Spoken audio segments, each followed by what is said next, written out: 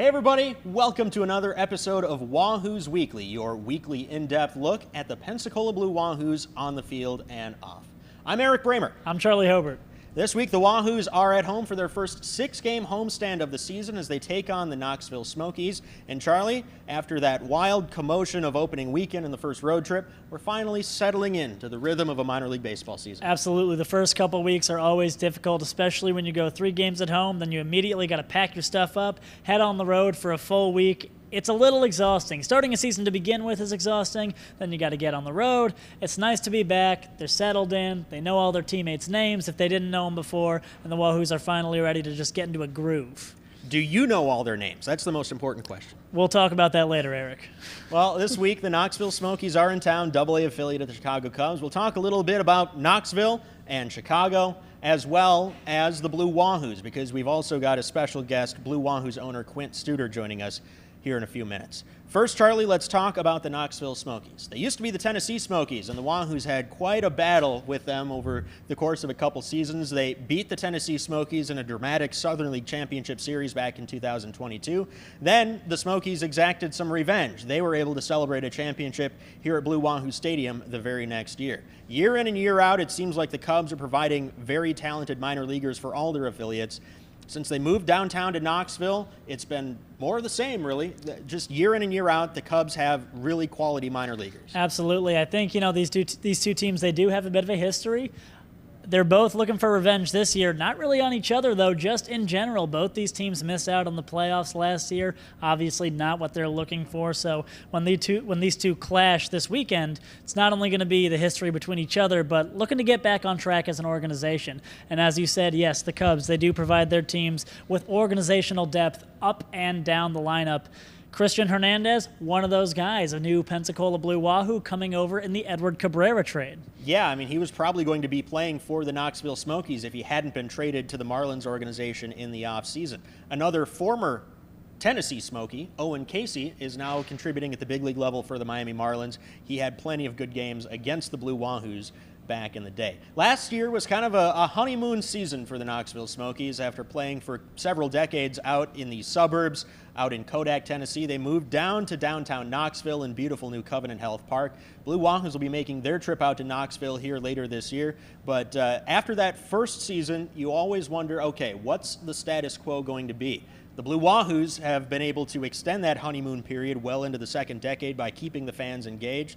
But we'll have to find out what Knoxville does to support their baseball team now that the shine has worn off on that new stadium just a little bit. Absolutely. I mean, the shine's only going to be there as long as you want it to be there, as demonstrated here in Pensacola. The Blue Wahoos do such a good job of staying in the community, staying active, keeping the ballpark looking beautiful and nice, and obviously the view here. I mean, on the water, you absolutely can't beat it. So for the Knoxville Smokies, it's really going to be up to them. How bad do they want to stay brand new, And moving to a new city is always going to be exciting. It's going to be exciting, you would hope, for a couple years. You spend a couple years in Tennessee, you have a good time there. Move it down to Knoxville, you're still making yourself at home. So I think it's really up to them at this point, Eric. I can only speak to my own experience. I was blown away by Covenant Health Park when we made our first trip there last year. For one, they've got an omelet bar for the press box on Sundays. That's something that I've been trying to integrate into the Blue Wahoo Stadium mix, but so far unsuccessful on that front. We're also going to be helping to open up a brand new ballpark in Chattanooga just a couple hours from Knoxville here in 2026. So some new ballparks joining the older ballparks here in the Southern League this year. Talking about the Chicago Cubs, a team that year in and year out has a lot of attention on them because of their widespread fan base, including several fans probably watching this down in Pensacola. But the Chicago Cubs are in a division with the Milwaukee Brewers, who, despite having fewer resources, have had the upper hand in recent years. How do the Chicago Cubs get back to the playoffs, get back to the World Series, and win a World Series? Because they are known for having long World Series droughts. Well, they certainly are. In my mind, it's focusing on baseball.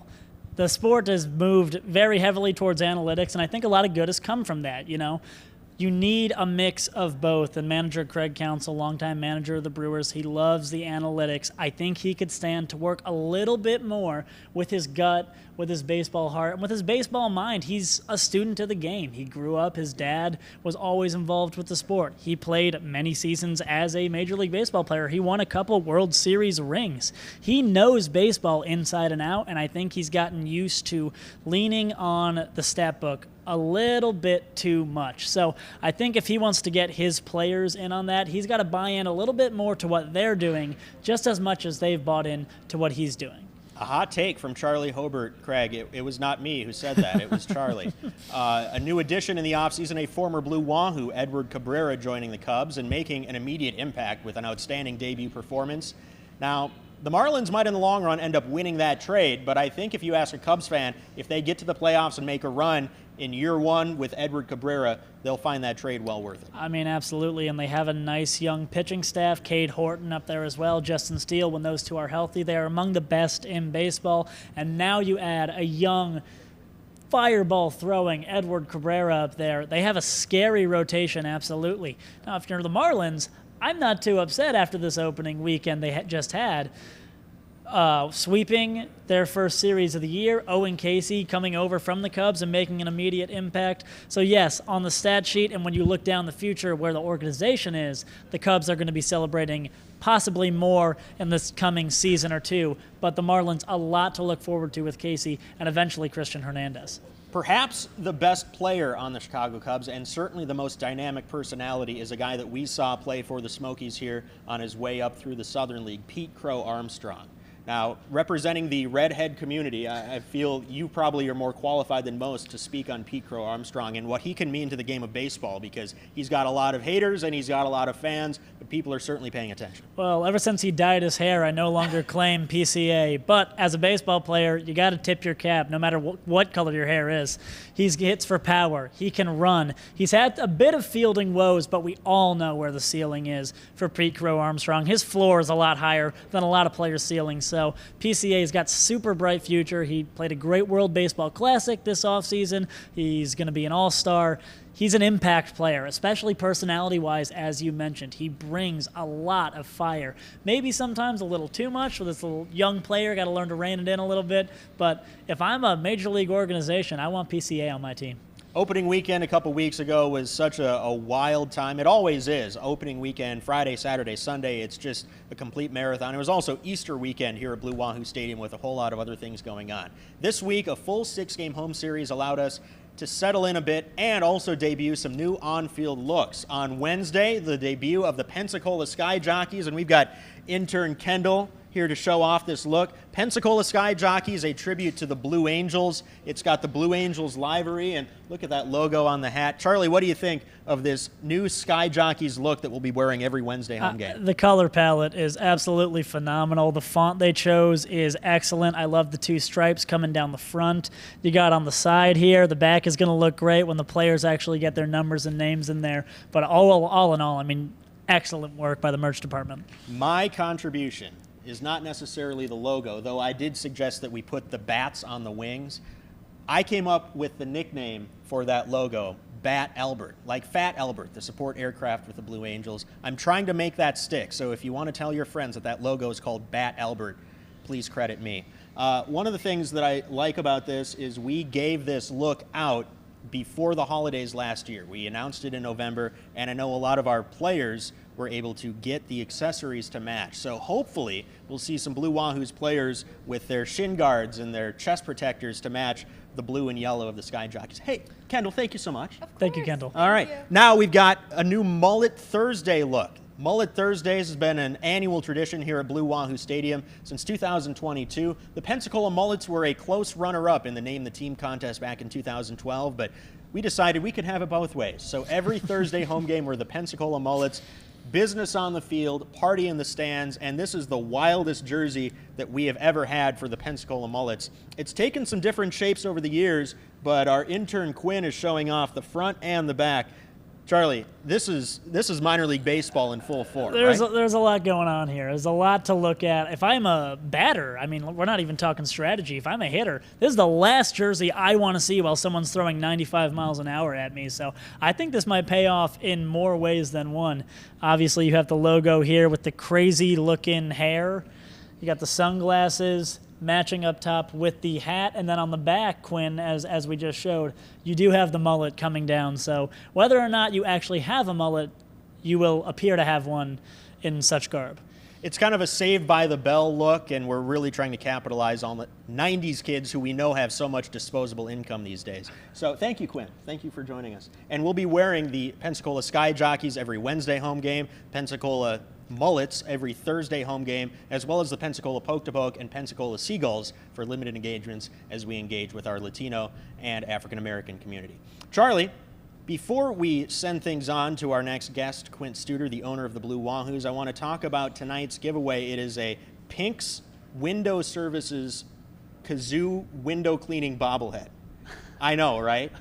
It's going to go fast, and by the time you watch this, folks, they're already going to be handed out.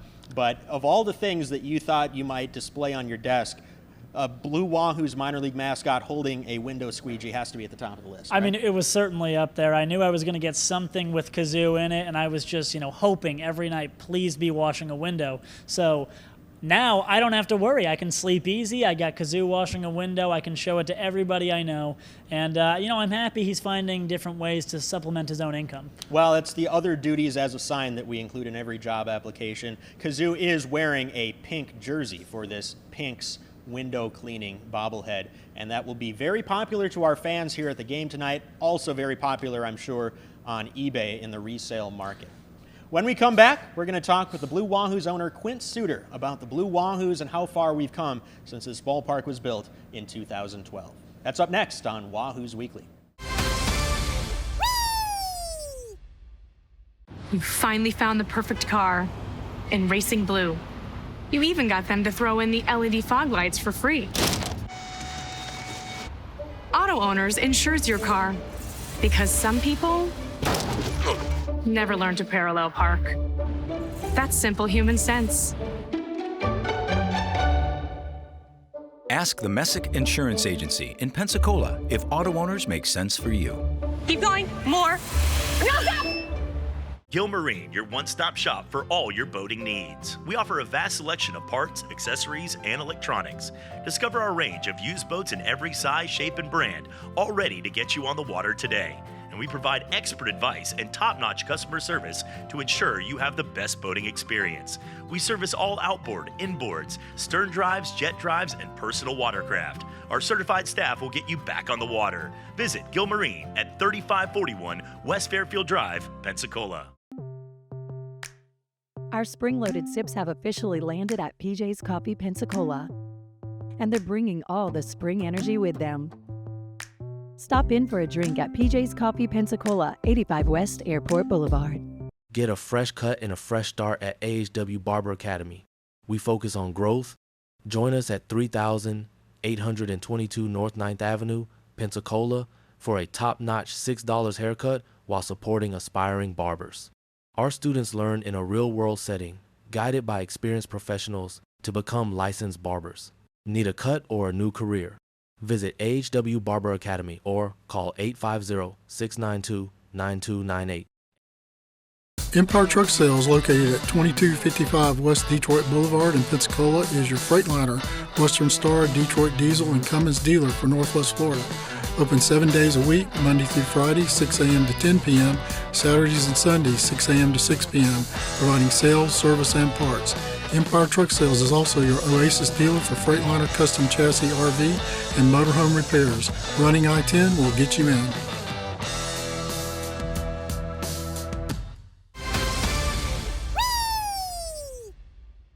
Hey everybody, welcome back to Wahoos Weekly. I'm broadcaster Eric Bramer, and I'm joined today by the Blue Wahoos principal owner, Quint Studer. Quint, welcome back to Blue Wahoo Stadium. I know you've put a lot into this ballpark over the years, and it looks as good as ever, doesn't it? For the second oldest stadium in the Southern League now. Can you believe it? In 2012, we were the newest stadium in the Southern League, and now we're the second oldest. So, like anything, and especially in the saltwater, it takes a lot of upkeep, but I think we have a really great staff, and we do fund this quite heavily to make sure it does stay nice. Well, that's a good place to begin because we did make a lot of off-season upgrades here to Blue Wahoo Stadium. Some we wanted to do, some we had to do to remain affiliated in minor league baseball. Let's talk first about the big one, the big investment in the batting cage, something that we had to do down the first base line. What went into that process, and what do you think it looks like so far? Well, what happened is Major League Baseball, we're a franchise. We're like any restaurant that has a franchise. When you have a franchise, you sign an agreement that says you're going to follow certain stipulations. And when Major League Baseball took over minor league baseball about 5 years ago, one of the reasons they took it over was because of facilities, because they felt their players weren't having the best locker rooms, the best batting cages, the best turf, the best lights. So they wrote something called the PDL, which is a license agreement. And in order to have an affiliated team, you've got to hit certain standards. And they get points. And we one year had 80 points. And you lose your team if you have 10 or more. So we're at risk every year of possibly losing a team if we don't keep it up. And there's many cities that would love an affiliated team. So the big one is they want 2 batting cages, and they want them on the same side. So we're lucky here. Not every stadium's lucky. They've actually built whole new stadiums because of the license agreement. But here we had this parcel sort of over by the right field line that was empty. So we put in really 3 batting cages, not 2, with some locker rooms. And hopefully the players and the coaches will we want to have them feel it's a special place, and we want the Marlins to know that we support them.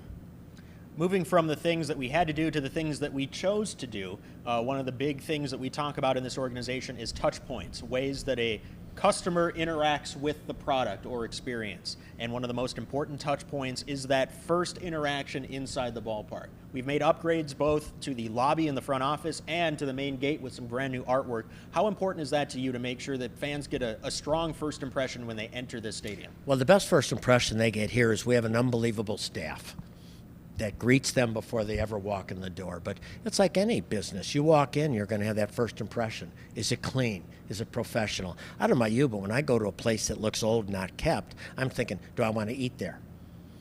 Do I want to have a blood draw done there? Those types of things. So we really look at touch points. So we've really created, through your work actually, Eric, with Hatchmark Studio, some new artwork. Whether you come through the group entryway, whether you come through the front gate, and even outside you see Wahoo Life. And I think we just want to make it a spectacular place. So we really wanted to just have it, pop out and wow. And you've done a great job, and thank you for leading that. Yeah, absolutely. The thing that's always I haven't liked is ticket windows. Because first of all, I'm hearing impaired. So anyone that's hearing impaired has a very difficult time in a ticket window, because even though you have a microphone by the ticket person, you're hearing through an intercom system. Number 2, we have people of all ages. Some of them my age, which is old. So it means it's have a rough time hearing at times. Elderly, rather. Elderly. Yes. And then we have people standing. We have sun. We have rain. So when I go into a hotel, they don't make me check in outside. They bring me in. The nicer the hotel, the nicer it is to come in. Some of you even have places you can sit. So we really blew out the lobby, because I don't want our people. I understand for a certain game day you might need to run to the ticket booth because of the long lines. But in general, we want when our people come to the front office to feel like they're coming into a 5-star hotel, that they can sit down, they can enjoy it. They can get their picture taken with a locker right there. So I'm really, really excited about the lobby. Another thing that fans will notice is out in right field, we've expanded the Coors Light cold zone.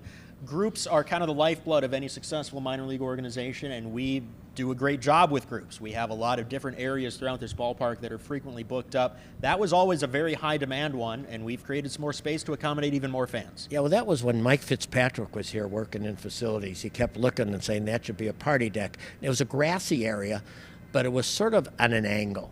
And I'm worried about that angle, because once again, I don't want people to trip, people to fall. And it's okay for kids to run up and down the berm, but many times kids have parents and grandparents with them. And that was a tough area.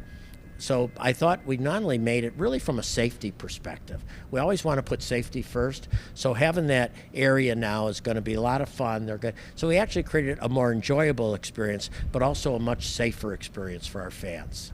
There's a lot out there about the long journey to get this ballpark built. There have literally been books written about it.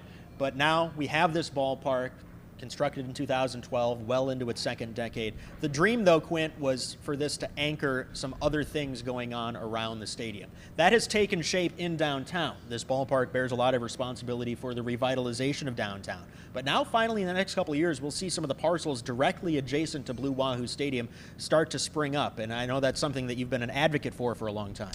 Well, until it happens, I wouldn't count on it, because you never know.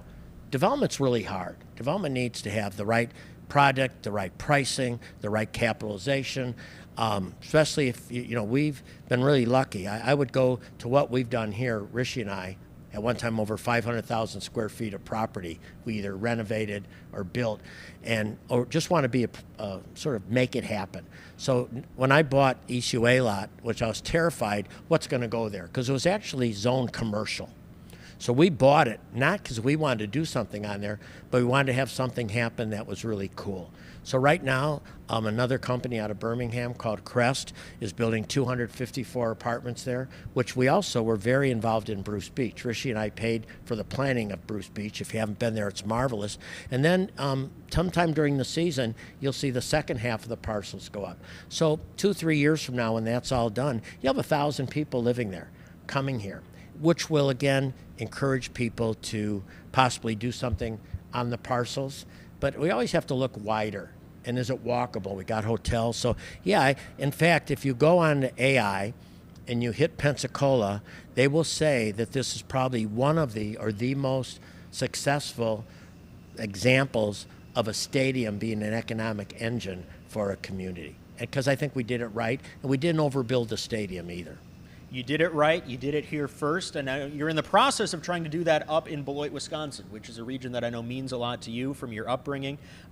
How would you describe the progress of the Beloit Skycarp, the high A affiliate of the Miami Marlins, from when you purchased them to where we are now in 2026? Well, I think we've always been fortunate in Beloit because their communities were farther ahead than Pensacola.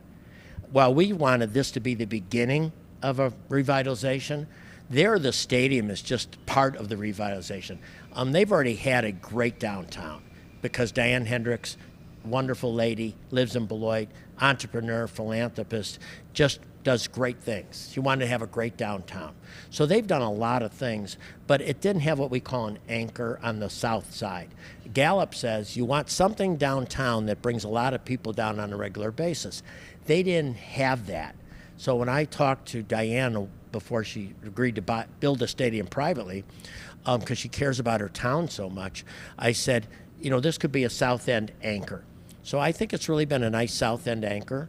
There's a couple apartment complexes been built by it. They're now building a new river walk down there. So we're just excited to be in Beloit. It's a great town, great people, with great construction company called CCI that we've worked with in Wisconsin. So yeah, we're excited to be in Beloit. We're talking here in April, and in the next couple months, we'll see a very different looking Palafox Street down in downtown Pensacola. I know you were a big advocate for making those necessary changes and upgrades to the main drag in downtown. What is that going to be like, and how is that going to change downtown for the better to have a brand new marquee street that everyone can be proud of? Well, when you look at it, I was a special ed teacher. I was a special ed vocational ed teacher. I taught welding at the high school level. So when you look at that, that meant I worked with a lot of people that have certain challenges. Wheelchairs, for example. We always had kids in my class that were in chairs. Here, we've always made this a very ADA, American Disabilities Act accessibility. Our downtown is not. When Tommy Leiter, now he's at the county, wife, Brenda, who was had a Wahoo tattoo, was dying. She wanted to go in a wheelchair to go downtown, and Tommy couldn't take her downtown because we're not ADA accessible. So my number one goal, and I'm sure Mayor Reeves' number one goal downtown, was to make it handicap accessible. How can you it's like having your press box without an elevator and not wanting to fix it because you don't want to put in an elevator. Then, of course, the stormwater issue. And the other issue that I think merchants had to get to, they put tables out. But those tables were sometimes picnic tables, and they were big, and they blocked people walking. So to me, we either had to decide no more outdoor seating because it's not, you can't get wheelchairs through, or you have to expand the sidewalks. So what you're seeing now is an expansion of the sidewalks, a fixing of the stormwater. You're seeing ADA being resolved. It's sort of like, I always wonder, who can be against this? Like with this stadium, we took $18 million of toxic soil out. And I tell people, 8,000 people voted to keep toxic soil downtown. So to me, yeah, it's painful, but I think now as people see it, because you can't have a downtown that's built for cars. It's supposed to be built for people. And you live at Southtown, and you walk, and I think it's going to be real exciting, actually. I think it's going to be great. I think it's going to be great for people in wheelchairs and great for people that would love to be downtown, but because of their walkability have not been able to be downtown. We're going to be heading to Blue Wahoos Baseball live on Blab TV in just a couple minutes, and we've talked about just about everything except for baseball. And I know that's kind of the way you like it, because this is more than just a baseball team, it's a community organization. But you are a baseball fan. You wouldn't be in this business if you weren't. How rewarding has it been to see our former Blue Wahoos move on to the big leagues? I know we've got regular texts going about one of our former Wahoos does something good in the bigs. Yeah, well, we're lucky. Just like when we had the Pelicans, I stayed close to people. To have Carlos Mendoza and Joe Espada in here this year. So there are certain players that you connect with, but I try not to bug them. I don't go into the locker room. It just sort of happens. So it's really exciting, because you know how hard they work. And it's also exciting, sometimes you help a player that's no longer playing in the major leagues. So we've done that, or didn't make it. So Kyle Waldrop was in town not too long ago because he sells turf now. So I think you want to our whole goal is to optimize people's talent. Sometimes it's on the field, sometimes it's not. But it's exciting. The player you're talking about is Troy Johnson, who was with the Marlins and then got picked up by the Colorado Rockies. And, we don't know when this is taped how he'll be doing, because you can go up and down, up and down. But gosh, he's 28, he's worked so hard. To see him get a chance in the majors last year with the Marlins, and credit to the Marlins, they showcased him. If they didn't showcase him, Colorado wouldn't have picked him up, and he's off to a great start in Colorado. Some of our other players pitch for the Cardinals. Yeah, I don't care who they pitch for or who they play for. I just like to see their dreams come true. Our thanks to Quint Studer for joining us here on this episode of Wahoos Weekly. Blue Wahoos Baseball is coming up next on Blab TV.